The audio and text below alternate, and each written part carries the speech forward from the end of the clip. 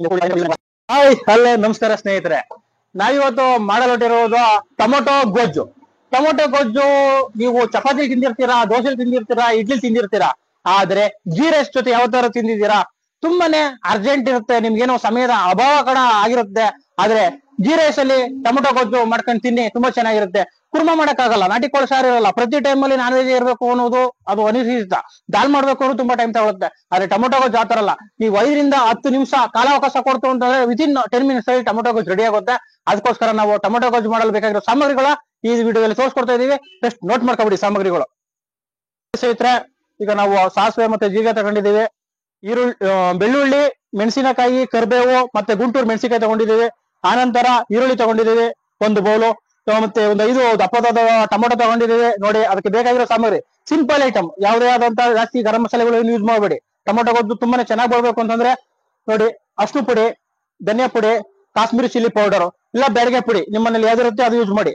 ನಂತರ ಫೈನಲ್ ಆಗಿ ಟಚ್ ಆಗಿ ಏನಂತಂದ್ರೆ ತುಂಬಾನೇ ಅದು ಆಕರ್ಷಣೆ ಆಗೋದು ಅಂತಂದ್ರೆ ಕೊತ್ತಂಬರಿ ಸೊಪ್ಪು.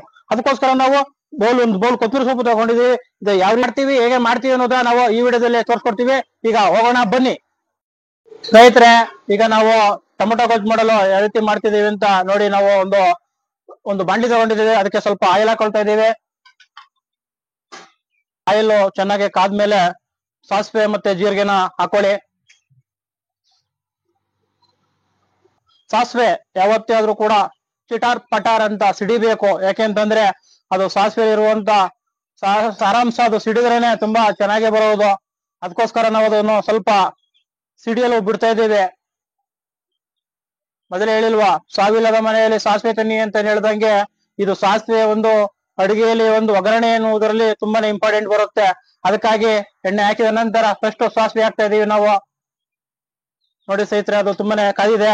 ಈಗ ನಾವು ಮೊದಲೇ ಹೇಳಿದಾಗೆ ಬೆಳ್ಳುಳ್ಳಿ, ಮೆಣಸಿನಕಾಯಿ, ಕರಿಬೇವು ಮತ್ತೆ ಗುಂಟೂರು ಮೆಣಸಿನಕಾಯಿ ಒಂದು ಹದವಾಗಿ ತಗೊಂಡು ಕಟ್ ಮಾಡಿ, ಮತ್ತೆ ಬೆಳ್ಳುಳ್ಳಿನ ಜಜ್ಕೊಂಡಿದೀವಿ, ನಾವು ಪೇಸ್ಟ್ ಮಾಡ್ಕೊಂಡಿಲ್ಲ.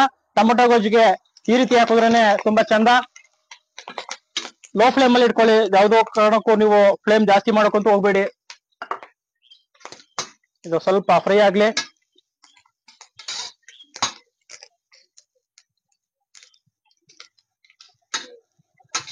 ನಾನು ಎಂದು ಹೇಳುವುದು ಅಷ್ಟೇ, ಮುಂದೆ ಹೇಳುವುದು ಅಷ್ಟೇ, ಅಡುಗೆ ಮಾಡಬೇಕಾದ್ರೆ ನಿಮ್ಮ ಅಮೂಲ್ಯವಾದ ಸಮಯ ನೀವು ಅಡುಗೆಯಲ್ಲಿ ಕೊಟ್ಟಲ್ಲಿ ತುಂಬಾನೇ ಅದ್ಭುತವಾಗಿ ಅಮೋಘವಾಗಿ ಒಂದು ಅಡುಗೆ ರೆಡಿಯಾಗಿ ಬರುತ್ತೆ. ಅದನ್ನ ನೀವು ತುಂಬಾನೇ ಮನಸ್ಸಿಟ್ಟು ತುಂಬಾನೇ ಅಚ್ಚುಕಟ್ಟಾಗಿ ತಿನ್ಬಹುದು.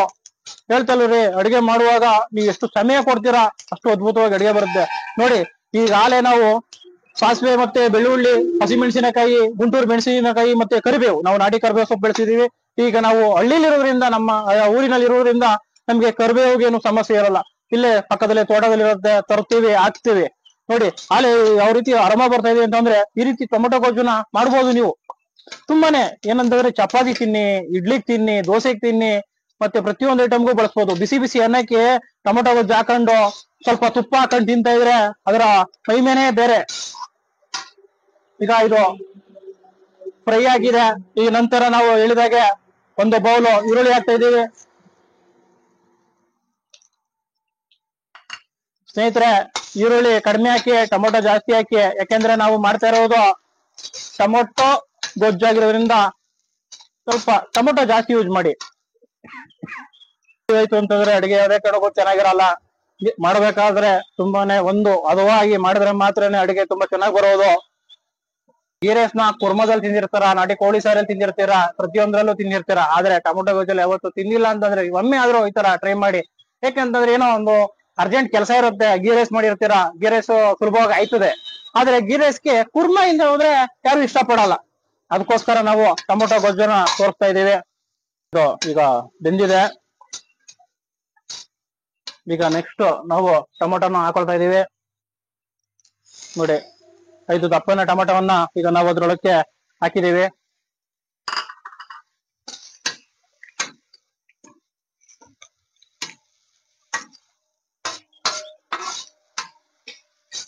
ಈಗ ನೀವು ಟೊಮೊಟೊ ಹಾಕಿದ ನಂತರ ಹಳ್ಳುಪ್ಪು ಹಾಕಿ, ಯಾಕೆಂತಂದ್ರೆ ಅದು ಟೊಮೊಟೊ ಬೇಗನೆ ಬೇಯಬೇಕು ಅಂತಂದ್ರೆ ಹಳ್ಳುಪ್ಪು ಹಾಕಿದ್ರೆ ತುಂಬಾನೇ ಚೆನ್ನಾಗಿ ಬೇಯ್ತದೆ. ಅದಕ್ಕೋಸ್ಕರ ನಾವು ಮುಂದೆಗೆ ಹಳ್ಳುಪ್ಪು ಹಾಕ್ತಾ ಇದೀವಿ.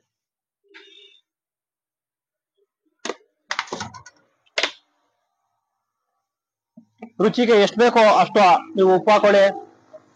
ನೋಡಿ ಈಗ ನಾವು ಹಳ್ಳುಪ್ಪು ಹಾಕ್ತಾ ಇದೀವಿ. ಈಗ ಇದನ್ನ ನಾವು ಬಾಡಿಸ್ತೀವಿ ನೋಡಿ. ಮತ್ತೆ ನೋಡಿ ಸ್ನೇಹಿತರೆ, ಈಗ ಇದು ಸ್ವಲ್ಪ ಹಳ್ಳುಪ್ಪು ಹಾಕಿದ ನಂತರ ಇದು ಸ್ವಲ್ಪ ನೀರ್ ಬಿಡಲು ಸಮಯ ಆಗಿದೆ. ಈಗ ನಾವ್ ಏನ್ ಮಾಡ್ತೀವಿ ಅಂತಂದ್ರೆ ಇದಕ್ಕೆ ಸ್ವಲ್ಪ ನೀರ್ ಮಿಕ್ಸ್ ಮಾಡ್ಕೊಳ್ತೀವಿ. ನೋಡಿ ಸ್ನೇಹಿತರೆ, ಈಗ ಸ್ವಲ್ಪ ನೀರು, ಜಾಸ್ತಿ ಬೇಡ, ಅದು ಬೇಗ ಎಷ್ಟು ಬೇಕೋ ಅಷ್ಟು ನೀರು ಹಾಕೊಳ್ಳೋಣ.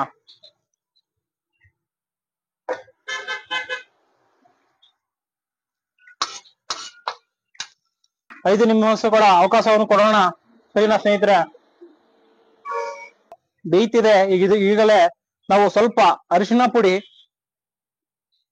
ಯಾವುದೇ ಕಾರಣಕ್ಕೂ ನೀವು ಟೊಮೊಟೊ ಗೊಜ್ಜು ಮಾಡ್ಬೇಕಾದ್ರೆ ಯಾವುದೇ ಆದಂತ ಜಾಸ್ತಿ ಮಸಾಲೆಗಳು ಬಳಸಬೇಡಿ. ತುಂಬಾನೇ ಸಿಂಪಲ್ ಆಗಿದ್ದಷ್ಟು ಇದು ತುಂಬಾನೇ ರುಚಿ ಬರುತ್ತೆ. ಅದಕ್ಕೋಸ್ಕರ ಈಗ ನಾವು ಅಷ್ಟು ಪುಡಿ ಹಾಕಿ ಆಗಿದೆ. ಬೆಡಗೆ ಪುಡಿ ಅಥವಾ ಇಲ್ಲ ಕಾಶ್ಮೀರ್ ಚಿಲ್ಲಿ ಪೌಡರ್ ಯಾವ್ದಾದ್ರು ಬಳಸಿ ಸ್ವಲ್ಪ ಇದನ್ನ ಹಾಕ್ತಾ ಇದ್ದೀವಿ. ಆನಂತರ ಧನಿಯಾ ಪುಡಿ 1 ಸ್ಪೂನು ಚೆನ್ನಾಗಿ ಮಿಕ್ಸ್ ಮಾಡ್ಬಿಡೋಣ. ಸ್ವಲ್ಪ ಕಡಿಮೆ ಇದೆ, ನೀವು ಖಾರ ಎಷ್ಟು ತಿಂತೀರಾ ಅದು ನೋಡಿ ಹಾಕೊಳ್ಳಿ. ನಾವು ಹೇಳಿದ ಹಾಗೆ ಯಾವುದೇ ಬೆಡಗೆ ಪುಡಿ ಅಥವಾ ಇಲ್ಲ ಕಾಶ್ಮೀರ್ ಚಿಲ್ಲಿ ಪೌಡರ್ ಬಳಸಿ ಇದಕ್ಕೆ ತುಂಬಾ ಚೆನ್ನಾಗಿ ಕಲರ್ ಬರುತ್ತದೆ. ನೋಡಿ ನೋಡಿ ಯಾವ ರೀತಿ ಬೇಯ್ತಿದೆ ಅನ್ನೋದು ನೀವು ನೋಡ್ಬೋದು. ನೋಡಿ ಸ್ನೇಹಿತರೆ, ಆ ಟೊಮೊಟೊ ಎಲ್ಲ ತುಂಬಾ ಚೆನ್ನಾಗಿ ಬೆಂದ ಮೇಲೆ ತುಂಬಾನೇ ರುಚಿ ಬರುತ್ತೆ ಅದು.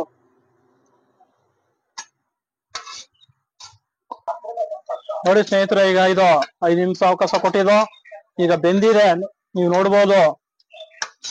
ಈಗ ಇದಕ್ಕೆ ಫೈನಲ್ ಆಗಿ ನಾವು ಸ್ವಲ್ಪ ಕೊತ್ತಂಬರಿ ಸೊಪ್ಪನ್ನ ಹಾಕ್ತಾ ಇದೀವಿ. ಇದನ್ನ ಸ್ವಲ್ಪ ನೀರಿನಲ್ಲಿ ಹಾಕಿ ತೊಳೆದು ಈಗ ಇದ್ರ ಮೇಲೆ ಹಾಕ್ತಾ ಇದೀವಿ.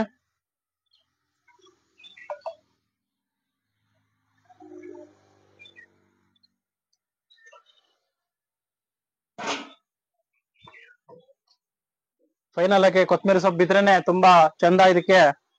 ಅವಾಗ್ಲೇ ಇದಕ್ ಬರುವುದು ಒಂದು ಅಂದ ಅನ್ನೋ ಹಾಗೆ. ಈಗ ನೋಡಿ, ಇನ್ನ 2 ನಿಮಿಷಗಳಲ್ಲಿ ಈ ನಮ್ಮ ಟೊಮೊಟೊ ಗೊಜ್ಜು ರೆಡಿ ಆಗಲಿದೆ.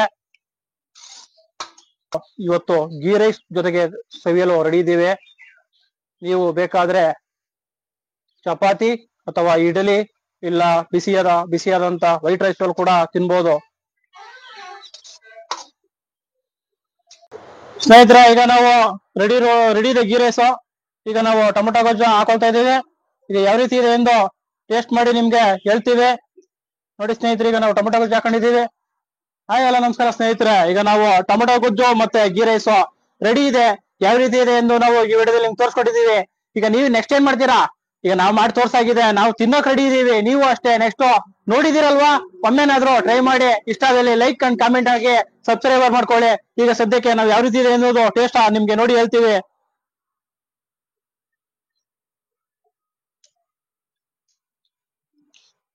ಸ್ನೇಹಿತರೆ, ತುಂಬಾನೇ ಅದ್ಭುತವಾಗಿದೆ ಟೊಮೊಟೊ ಗೊಜ್ಜು.